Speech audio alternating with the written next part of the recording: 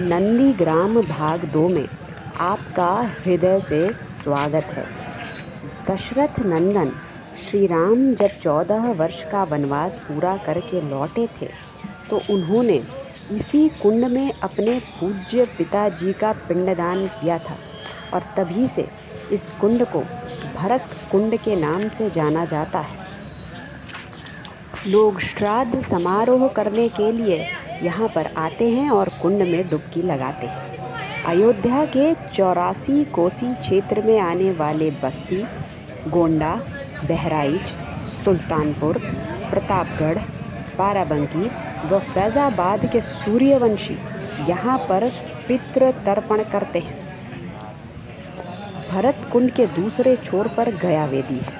इस वेदी पर पितृपक्ष में पूर्वजों का तर्पण करने हेतु गया जाने से पूर्व यहाँ पिंडदान की अनिवार्यता होने के कारण हिंदू धर्म में इस स्थान का बहुत बड़ा महत्व है। देखिए, कोई भी मनुष्य अपने ऊपर कर्ज चढ़ाकर नहीं जीना चाहता है, लेकिन जन्म से ही हर मनुष्य के ऊपर 3 ऋण होते हैं। उसमें से पितृ ऋण सबसे बड़ा होता है। हमें अपने जीवन काल में हमेशा सत्कर्म करते हुए पितृ ऋण से पूर्ण होने का सतत एवं सम्यक प्रयास करना चाहिए।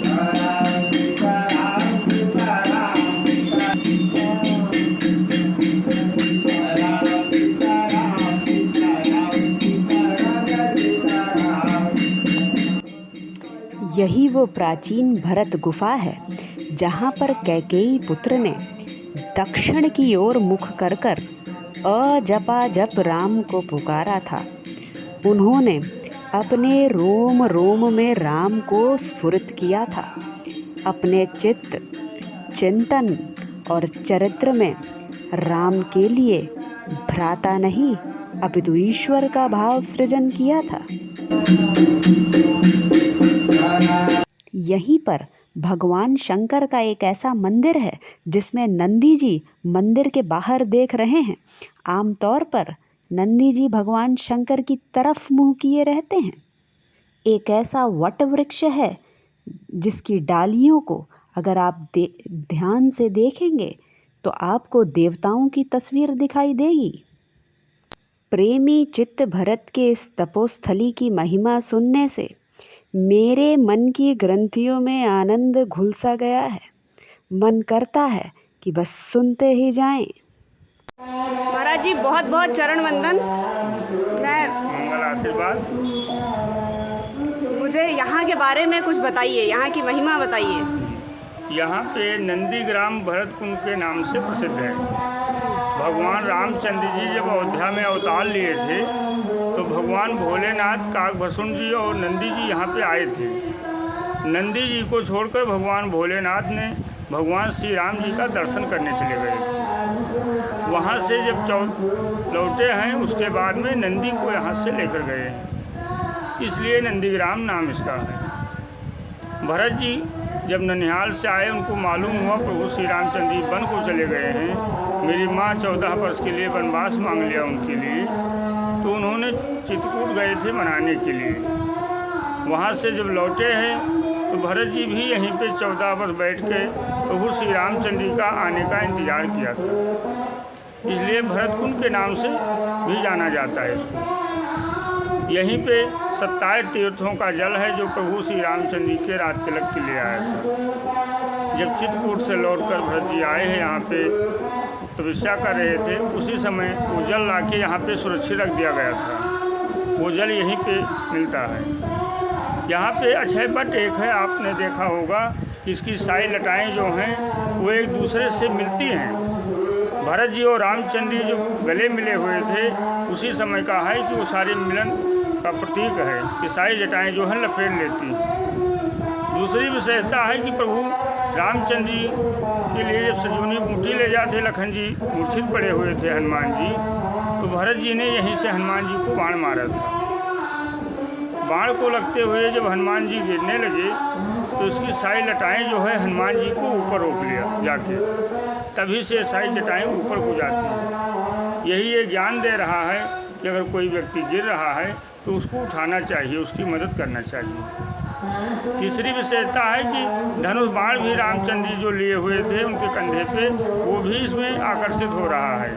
एक जगह भगवान गणेश जी भी आकर्षित हो रहे हैं, एक जगह राम और मिलन का प्रतीक है।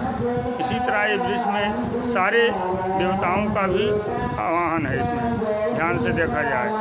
भरत जी जो है यहाँ पे दक्षिण दिशा में बैठ के तपस्या कर रहे हैं।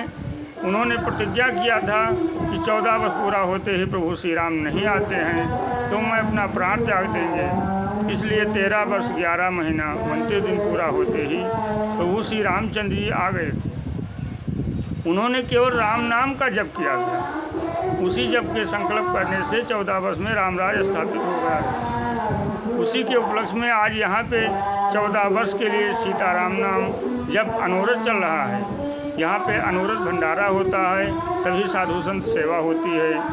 ये हुआ कि 14 वर्ष अगर सीताराम नाम जप पुनः होगा तो पुनः रामराज अयोध्या में स्थापित हो जाएगा, तो रामचंद्र जी दोबारा अयोध्या में विराजमान हो जाएंगे। तो 14 वर्ष का 14 महीना पूरा होते ही राम जन्मभूमि का आदेश हो गया, राम जन्म बनने लगा। उसी के उपलक्ष्य में यहाँ सीताराम नाम जब अखंड चल रहा है, अखंड सभी साधु संत सेवा होती है। जय श्री सीताराम, मंगल आशीर्वाद। पुजारी राम नारायण दास, भरतपुर, नंदी ग्राम, राम जानकी मंदिर। जय। महाराज जी, एक प्रश्न था मेरे मन में जी कि शंकर जी के मंदिर में जो नंदी जी होते हैं वो उनकी तरफ देखते रहते हैं, लेकिन यहाँ पर नंदी जी बाहर की तरफ देख रहे हैं, उसका क्या है रीज़न? यहाँ पे जब भगवान भोलेनाथ, नंदी जी और काकभसून जी तीनों लोग आए थे तो भगवान भोलेनाथ काकभसून को यहाँ गुरु वशिष्ठ जी के पास छोड़ गए थे। ये उनका आश्रम हुआ करता था कि आप यहीं रहिए, शाम को जब लौटेंगे प्रभु श्री रामचंद्र जी का दर्शन करके तो आपको लेकर चलेंगे। तो उनको आने में 6 महीना लग गया। प्रभु ने ऐसी माया फेरा कि 6 महीना अयोध्या में ही उनको बीत गया। उसके बाद जब लौटे हैं तो नंदी को ले गए।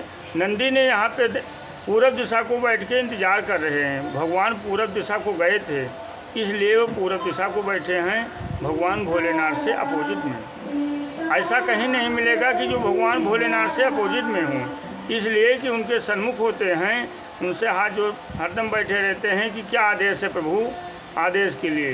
बोला यहाँ पे अपोजिट में है। अपोजिट में जब होता है इंसान कि जब नाराज़ हो जाता है, बोला यहाँ नाराज़ नहीं है, उनके आने के इंतज़ार में बैठे हुए हैं पूरब दिशा के, इसीलिए यहाँ पे अपोजिट में है भगवान नंदी जी। महाराज जी, आप जो 27 तीर्थों का जल कह रहे थे वो भरत कूप में है क्या? जी हाँ, ये भरत कूप में है और ये यहाँ के अलावा कहीं नहीं मिलता है। वैसे तो भारत में 3 जगह है, आदमी कहते हैं कि वहाँ पे मिलता है। बोला यहाँ पे जो है सबसे प्राचीन है राजा दशरथ के समय का, जो गुरु वशिष्ठ जी ने मंगाया था भगवान का राज तिलक करने के लिए। चित्रकूट में जो है भगवान भरत जी ने जो राम जी के राज तिलक करने के लिए ले गए थे, वहाँ पे है।